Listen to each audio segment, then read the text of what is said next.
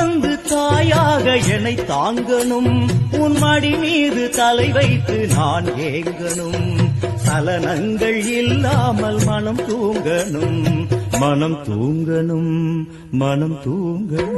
எங்களுக்கு குறையும் உண்டு, அதனை நான் அழுது சொல்லலாமா?